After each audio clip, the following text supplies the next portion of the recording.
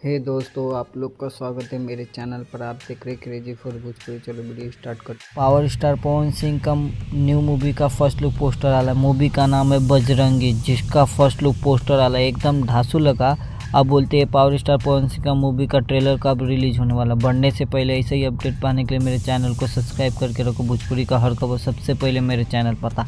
Power star Pawan Singh का ये movie का अभी तक ट्रेलर का रिलीज डेट नहीं आया मेरे पास। जैसे ट्रेलर का रिलीज डेट आएगा उसके ऊपर वीडियो बना के आप लोग को अपडेट दे दूंगा।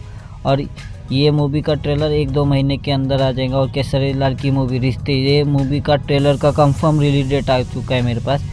केसरी लाल की मूवी रिश्ते, ये इसका ट्रेलर 14 तारीख को रिलीज होने वाली है। वीडियो अच्छी लगी तो लाइक करें, शेयर करें, सब्सक्राइब करें। मिलते हैं नए वीडियो में, धन्यवाद। कमेंट करके बोलिएगा पावर स्टार पवन सिंह का मूवी का फर्स्ट लुक पोस्टर आप लोग को कैसे लगा, और केसरी लाल की मूवी रिश्ते का ट्रेलर का इंतज़ार कौन कौन कर रहा है।